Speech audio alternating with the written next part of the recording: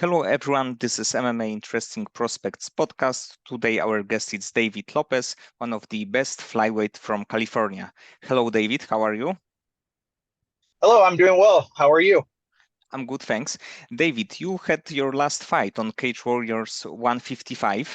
It was a tough first round, but you were able to beat your opponent by rear naked choke. So if you can tell me what was your thoughts about this bout and how good it tastes to win after the tough first round. Yeah, going into the bout, I actually, I felt very confident. I felt like I could beat him everywhere. During the fight, obviously, I got caught with a kick to the liver, and that changed things. But I was able to recover come second round, and I felt very good about that. It showed me that I could come back from being, I don't know. I mean, from what I saw, I was pretty hurt, about to go out, but it stayed in there, and it showed me that I could keep going even when I think I can. And it was a like great comeback, and I think that fans love this kind of stuff, that there is some adversity and then you are able to win a fight. It was a beautiful finish, so I think that it is also good for you that you know that you can beat this kind of problems in your fight. Yeah, I agree 100%. I mean, it felt great, and it feels good to, just like my coach said, this is a learning experience. It'll teach you more than just walking through somebody where you're not going to learn so much about yourself, I would think. And when would you like to fight again? Because you had a I'm like 1 year break between your last two fights. So would you like to be back soon? Yeah, I'm actually going to be back very soon. We're doing a quick turnaround. The reason for not fighting, or for having for that year gap, I actually broke my foot during the fight. The Not this last fight, but the fight prior to that. So that took me out for a little bit, and then once I healed, I broke it once again. It was just constant injury, so it kept me out for a year. But as of now, we just received the contract from Cage Warriors for September 8th in San Diego. So it's a quick turnaround, about 2 months. So gonna try to stay very active as long as I'm not hurt. And you are 2-0 right now in Cage Warriors, and your first fight was a first round finish by beautiful knees. So is there a chance for you to fight for the flyweight title? I've asked for it. I do know I got to earn it. I do know. I mean, at least it seems like that Cage Warriors, they like to do their title fights in Europe and keep their champions European. I did tell them, how about giving a Mexican a chance to get that title? Yes, and it would be a cool story. Even you go to the Europe and fighting in like London or one of the British city to win a title. Hey, if the guys from Cage Warriors are gonna watch this, yeah, I'm available to fight in London and Italy, wherever you guys want me to fight. I'll go out there. Just give me a good opportunity to get up to the title or fight for the title, whichever one it is. But for this next fight, I'll look to make a statement, and 3 wins in a row for Cage Warriors. I think that'll make me undeniable and put me up there with the top contenders of that division. I know that's where I belong. I mean, I belong at the top, to be honest, but got to get that opportunity first. Yes, and belt in Warriors usually mean going to the UFC. So it's like one of the main promotion and main title in like all of the regional MMA. Oh yeah, I'm well aware of that. I'm well aware of that. I know that's the golden ticket to the UFC, and if I could stay out of say other fights and other like the contender series, or having to take a longer road, and if it's their Cage Warriors with the next 2 fights, um, that'll be sweet. It'll be great. And let's talk about a little bit about your beginning in the sport. What was the reason to start an MMA training? And is there MMA was your first combat sport? Actually, so the reason I started this journey, it was not why I'm in it now, but it started as a self defense.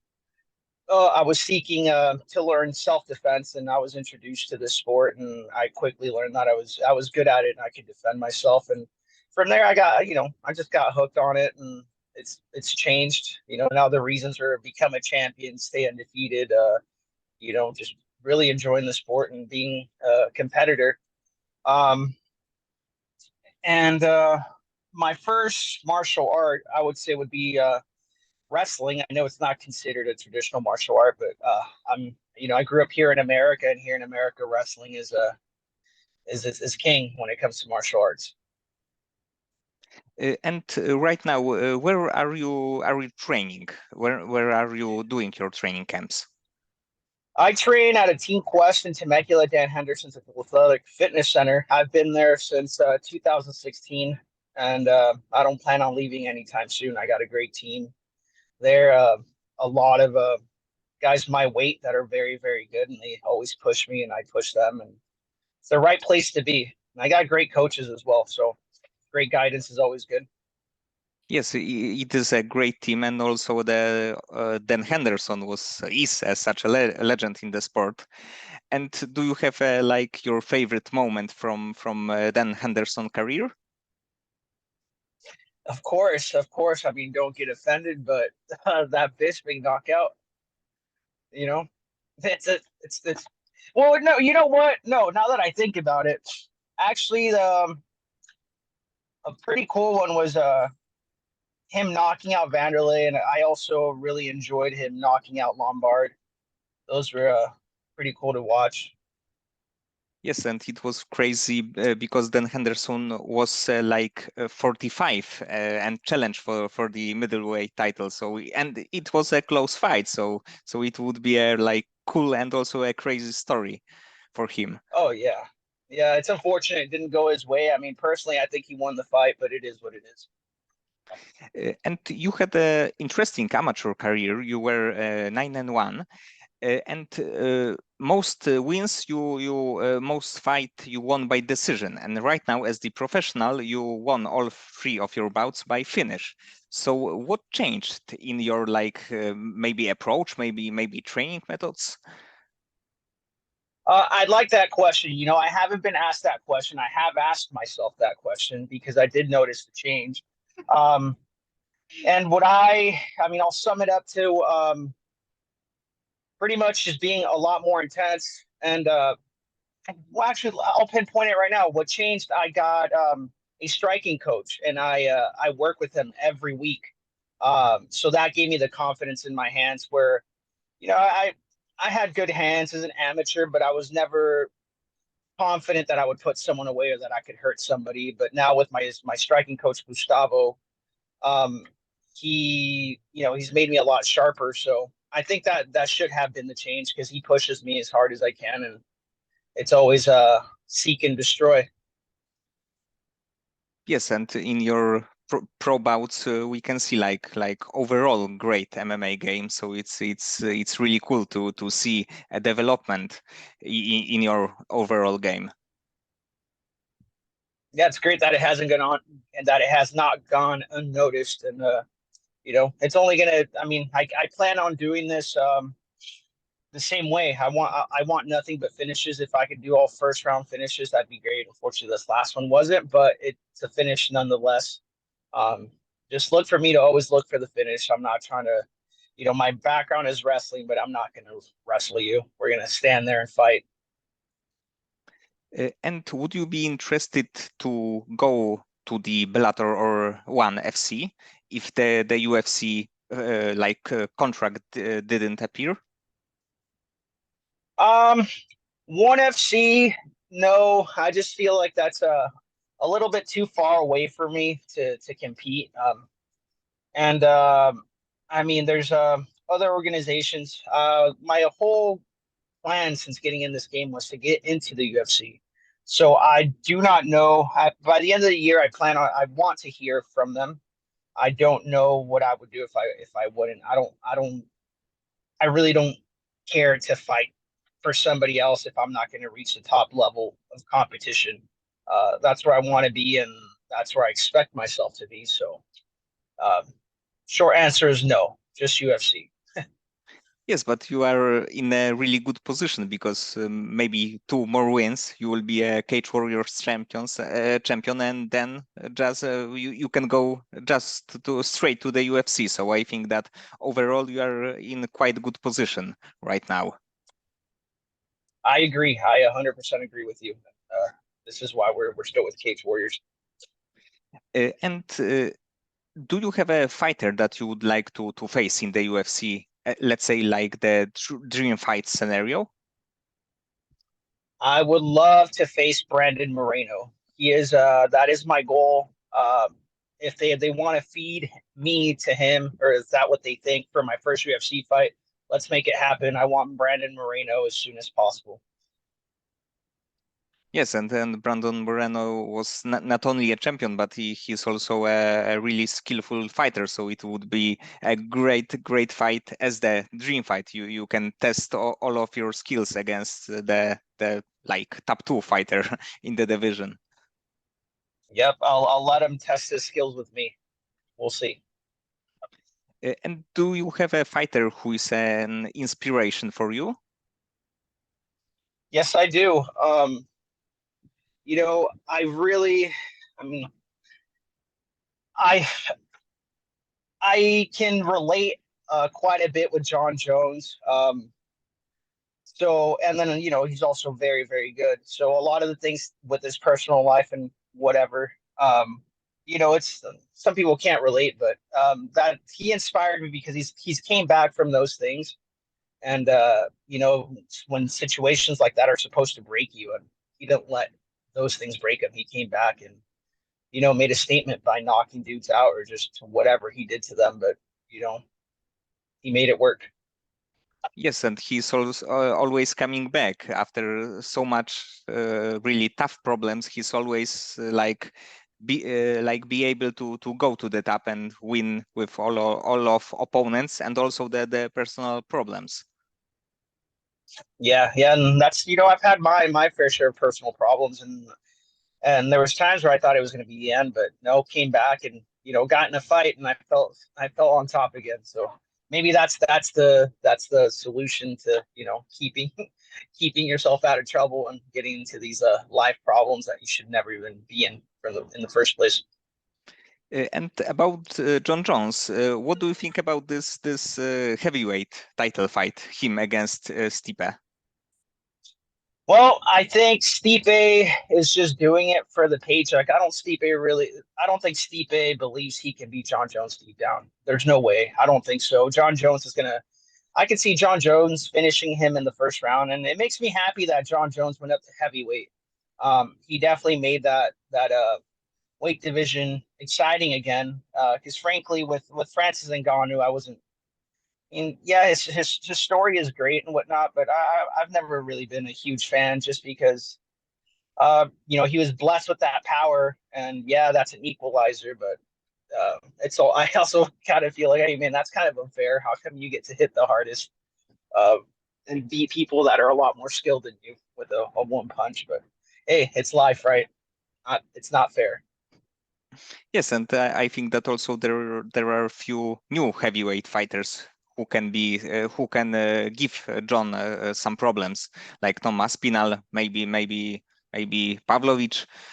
But the Stipe fight is like the super fight, the best light heavyweight ever against, let's say, the best heavyweight ever in the UFC. Yeah, it is an exciting fight, and that's who I was going to mention. The one guy who I look forward to having a fight with John Jones is Sergey Pavlovich. I just think he comes forward and he's in there to fight. I mean, I could see openings where John Jones can counter him because he comes in pretty wide and wild and with his head straight up when he shoots. That's an easy way to get choked out.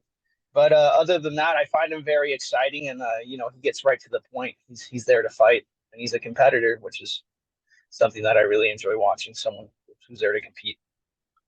And what do you what do you think overall about state of flyweight division in the UFC?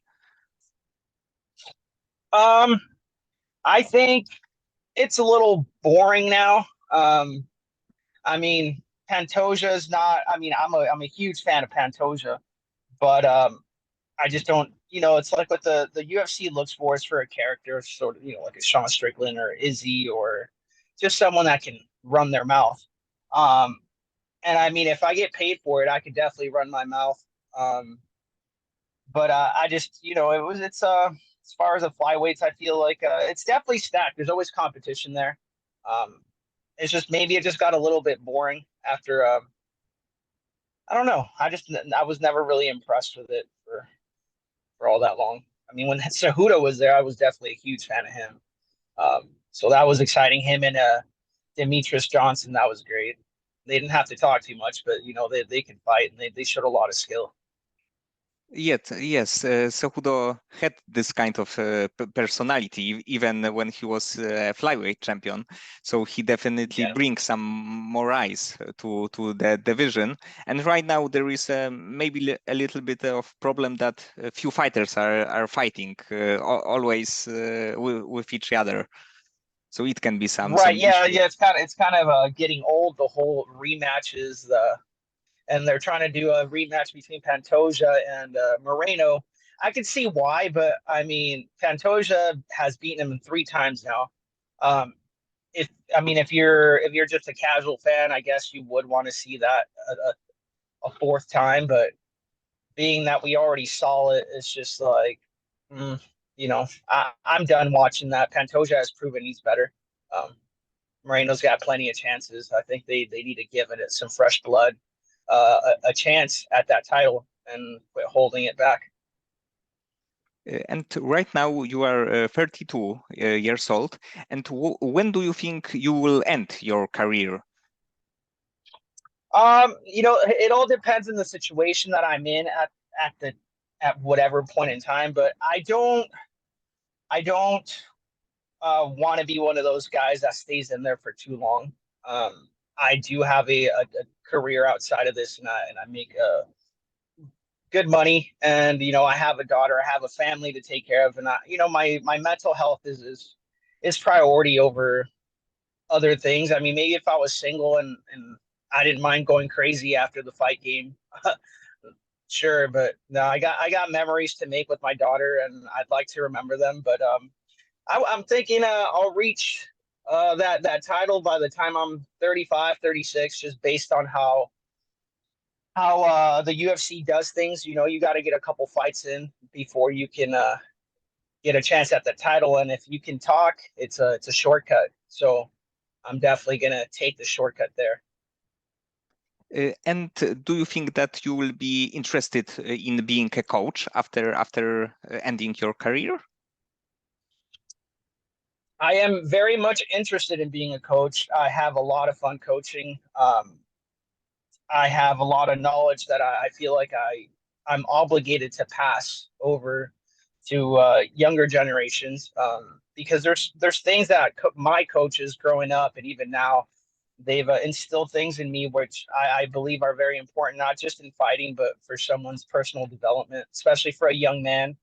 There's things that I learned through this sport, and my coaches that I would have never learned if I mean, I don't think I would have learned if I wouldn't have been in this spot, and I would have been in a terrible place right now. Maybe prison, maybe dead if I didn't pursue this and listen to my coaches. So I feel like I could keep some kids from ruining their life, and I should do that. But um, I do find it very hard to make time for that right now. Maybe in the future, if I'm a little bit more well off, and obviously I won't be training myself, so that'll probably give me the time to coach some students. But as of now, I haven't given it too much thought. It's just I know I'm obligated to do it, so at some point it's going to have to happen.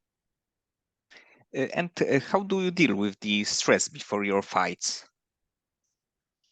Um, you know what? I'm not. I never. I wouldn't say I'm stressed. The only thing that's on my mind, I guess, before the fight that's actually stressful is the weight cut. Uh, Getting to the fight is always exciting to me. I know there's going to be pain. I know I may or may not get injured, but I'm not stressed about getting into a fight. It's weeks before that I agreed to the fight. So as soon as I agree, I know it's time to go and it's time to train. And then that state of mind has to change. You got to flip that switch. We're like, hey, this is normal. It's just a glorified sparring session, and you're gonna win, and that's that. And so that's how I deal with it. Yes, and the excitement is definitely the better feeling than the fear. So it can help you going to the cage. Oh yeah. I'm not used to losing. I don't lose much. So I believe that I'm gonna go in there to win. So I'm looking forward to the glory that comes with winning. And after the fight, what do you like to do when you have some free time? Let's say that there is a moment after your fight you are like you don't want to train, you are a little bit beaten up. So what do you like to do then? Yeah, after a fight, yeah, if I'm a little beaten up and whatnot, I'd like to hang out at home. I'm a homebody. I live on a 10-acre ranch, and I have a whole lot to do there. I have animals, and also like spending time with my kid. Like right now, after this last fight, on her summer break, so I took about 3 weeks or a month off, and I got to spend a lot of time with her. I mean, it was just we were watching videos or just laying there sleeping in. So that was great for me. Um, but yeah, I have a lot of hobbies, believe it or not. Just go ride my motorcycle, ride a horse, hang out with my goats, do some farming, work on the garden, work on my vehicles. So there's a whole lot to keep me distracted. So it's a very good thing that your mind is not always on the fight game, but you can also do so many things, especially on the farm when you have like a lot of maybe place to go, maybe like area next to you. So it is great. Yeah, definitely. My mind's always occupied. It's just yeah. Fighting is not.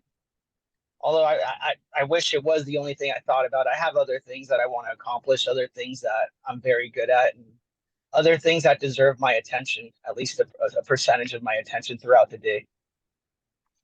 David, so many thanks for this conversation. I hope that you will win at first the Cage Warriors title, and it will bring you to the UFC and maybe to the Moreno fight.